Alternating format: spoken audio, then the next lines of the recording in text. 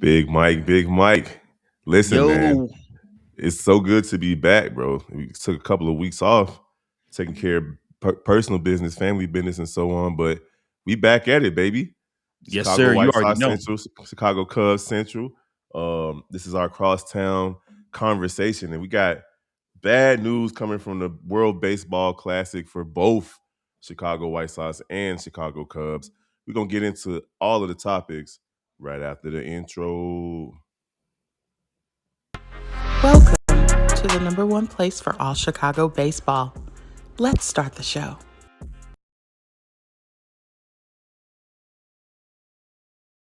I be forgetting that old when you got to click it back off. It don't go off by itself. But look, man, it's good to see you, Big Mike. How you been, brother? What's up, brother, man? It's good to see you too, man. You already know I can't call it, man. Blessed and highly favored, brother. How about yourself, man? How are you? Same, man. Just been taking care of family business the last couple of weeks, but we Yes, about to sir. get into the nitty gritty of the baseball season, bro. Like next Thursday is Yeah, opening day, so yeah, we this is gonna be our last full week without Major League Baseball. Spring training is gonna be wrapping up soon, but yep, we're gonna get right into the major topic, man. Seiya Suzuki suffered an injury at the World Baseball Classic yesterday, and for the Chicago White Sox, Kyle Teal suffered a grade 2 hamstring injury. And before you talk about Seiya, I know that Kyle is expected to be out 4 to 6 weeks, and he seems upbeat about it though. He's saying that he wants to be stronger than he was before once he gets back. It doesn't matter if sure. it's 3 weeks, 4 to 6 weeks, whatever. He's going to put in the work to come back stronger. But that's good news for Corey Lee though, because I was thinking that he wasn't going to make the roster because teams don't really carry three catchers. Now he's definitely Unless going you're to the be, Cubs. but he's definitely going to be on the team now. Edgar Quero and Corey Lee are going to pick up the slack while Kyle Teal is gone. But tell me a little bit more about Seiya Suzuki's injury yesterday.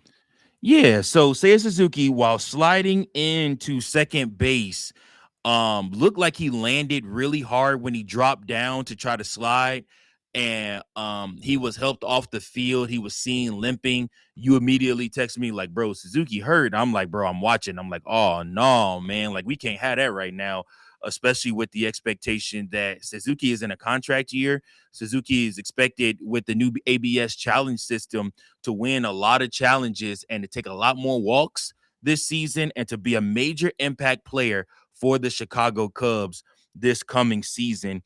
So this is big news, man, for the Chicago Cubs, for the team. Nobody is excited about this. Craig Counsell had this to say. This is reported from Elise Miniker. She works for Marquee Sports Network, the Chicago Cubs channel. She says, Craig Counsell had this to say. He said, we need to see him.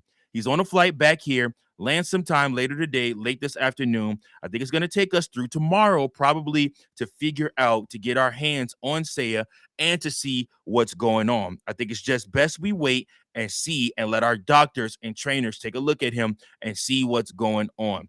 So Seiya did not undergo any type of testing before leaving Miami. So again, he was having a killer World Baseball Classic. He had a 2-run homer in the game the day before, and he was really showing up big for Team Japan in the World Baseball Classic. And we were hoping, and I had done episodes where we were talking about this carrying over into the regular season for Seiya and him just being able to hone this and really take advantage of it when it comes to playing for the Cubs this season. Because make no mistake about it, if Seiya Suzuki has a major season for the Chicago Cubs, he is going to get paid. Yeah, he's going to get paid regardless. I think he's going to have a great season.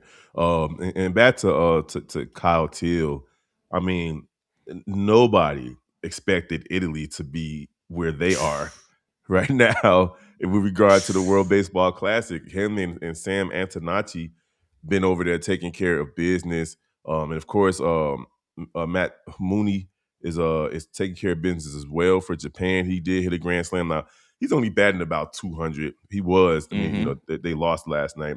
Uh-oh. U.S. just hit another home run. Ooh, hit Now this they one. up 2-1. Let me see who did it. Roman Anthony. Okay. Now they both solo home runs, but now the U.S. is up 2-1 on the Dominican Republic. And I think Yeah. people probably thought that the DR. I know I thought the DR was going to run rough shot all over the United States the way they've been killing Yeah. everybody. But that just goes to show you that when you play a team just as talented or as professional as you are, it's going to be a dogfight. Still a long way to go. It's the top of the fourth inning. Aaron Judge is going to get in on the action too. But back to Kyle Teal. Um, Yeah. I think the Chicago White Sox are still in a good spot though with Edgar Yeah. Carroll Absolutely. and Corey Lee. And Corey Lee, he's 27 and out of options, so he would Mm-hmm. probably get the waiver wire and get snatched up by a team immediately. Just based on like he hit a 450-foot home run yesterday. That dude has Yeah. power. He's probably better at throwing runners out than Kyle Teal is as well from the Yeah. backstop. So I'm excited to see what happens when Kyle Teal comes back now. Like, what are they going to do? Because are they going to they can't send Corey Lee back to the minors. So I just don't understand what they plan on doing with him. Like So they're going to probably you keep Yeah, you're either looking at keeping them or you're looking at trading them. Probably more than likely. And again, like you said, if he is this weapon for the White Sox, then they probably will keep him, or at least until the deadline. And then for a team that's short of a catcher, you guys could pick up a prospect or two based off of his developments and the things that he did. Or if let's just say, because I mean, let's just be honest, the spot is Kyle Tills when he comes back. It just is. right. But there is no conversation around, hey, why not carry three catchers? And because, like I said, if one of those guys, or if Kyle Till wants to come back and maybe ease into it, he could Hmm. DH for a little bit, for you guys, and then move into that role from there, back into catching from there. But Bruce Levine has something actually very interesting to say when covering this. He said that he doesn't think that if Kyle Teal was playing in Arizona during for spring training or in Florida for spring training, that he would have got injured like this. He said, but he was trying to run this out because it was the World Baseball Classic, Right. which actually leads to a conversation that I feel like needs to be had because both teams are thoroughly being affected by these injuries. These are two big pieces of both these teams. One's the captain on one, and one's the best pure hitter on the other. So you look at this and you say to yourself, should they consider moving the World Baseball Classic either to right after the season ends or something like that, where if the injury happens, say December versus March, it doesn't affect teams as much because these injuries would have been all healed up and guys still would have been ready to go for opening day. What are your thoughts on that, Kev? Yeah, I mean, I heard somebody say, I think it was on 670 to score, they were saying maybe they should even do it in the summer, which I disagree with. I don't think you should have a Mm-hmm. stoppage to Major League Baseball or take major players off your team so that they can go play for, the USA, for Team USA. Right. But right after the season, as grueling as the baseball season is, Mm-hmm. if they did something like this, around the Thanksgiving holiday or something, I don't know, because then you're competing with football, you're competing with basketball too. I mean, right now Right. you're just competing with basketball. But at that point of the year, you're going to be competing with pretty much everything: college football, college basketball, basketball in general, the NFL. So I don't know. Like, I think where it is right now might be the best place for it to be, and the risk is what it is. Like, it's sports. Regardless if they play in December, November, or February, March, things happen. Like, you know what the risks are, and you just hope that your players come back healthy and whole. But the reality is, Kyle Till and Seiya Suzuki, they're not the only ones to go down with injuries. The other teams have players who've gotten hurt throughout this process, and it Sure. just comes. It's just the risk, man. It's just the risk of playing. Like, it's just how it goes. Yeah.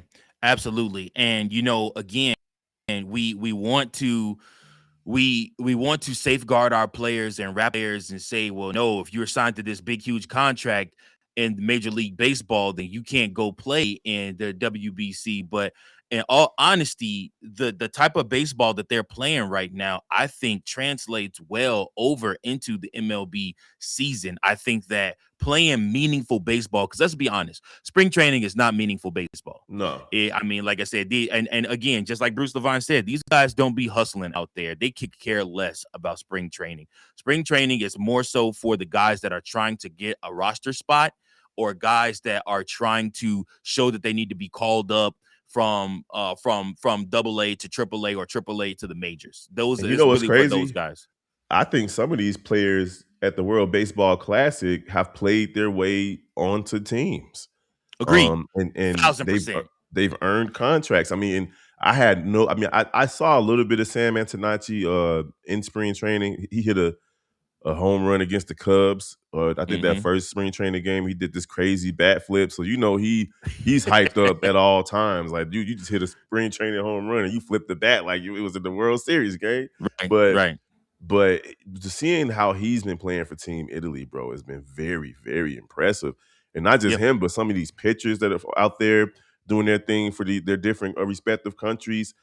I love what I've seen from the World Baseball Classic. Honestly, it's giving an October feel, and we're in Mm-hmm. March, Yeah. and I've been watching baseball every day for the last 2 weeks and enjoying myself. I don't even know half of these players. I think one of these dudes was an electrician. He was out there striking out Japanese batters, and it's crazy to see, man. People coming Yeah. from their day job to go.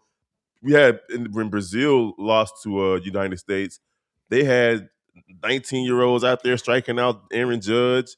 What was his name? Jose Contreras' son was out there doing this thing. Like Yep. you got to see, and I've really been enjoying the DR, man. Like obviously they're ops right now. They're playing against the United States, but just Mm-hmm. watching their energy and their love for the sport and how everything that they do is a celebration, whether it's a base hit, whether you get hit by a pitch, whether you hit a home run, of course, these guys are out there having a blast, and it looks joyful. So I've been Yeah. enjoying the World Baseball Classic, and I hope uh, all of the people that follow us on Chicago White Sox Central and Chicago Cubs Central have taken an opportunity to at least watch some of what these guys have been doing because they've been putting on a show.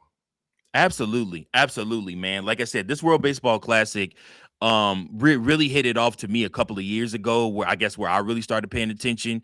And like I said, and now that especially that there are Cubs players in there playing on the team, PCA will be a regular for the foreseeable future, playing in the World Baseball Classic. Probably Alex Bregman might get another year too. But yeah, man, and And like I both of said, them have been like PCA was the reason that the USA won the other day. exactly. Exactly, bro. Like I said, so for me, I've thoroughly enjoyed what these guys have brought to the table as far as how they move, how PCA is going about the business, and like being around every day around somebody like Aaron Judge, I think does Mhm. nothing but instill in him that leadership. Like I love the fact that he's playing with guys that are the faces of the league. Him and Paul Skeens have a long history. Have played on the same team together pretty much all their lives. Like I said, those guys paired with Aaron Judge, paired with, a veteran like Clayton Kershaw, who just finished his time with the team and is officially retired. All of that stuff does nothing but lend to the leader that PCA is about to become for the Chicago Cubs and just how important he is for this team. So again, I'm excited, man. I can't be nothing but happy about what's going on with the Chicago Cubs and with PCA and with his play. Bregman also being a leader in the clubhouse like he is for the Cubs, being a leader for the clubhouse and on Team USA too.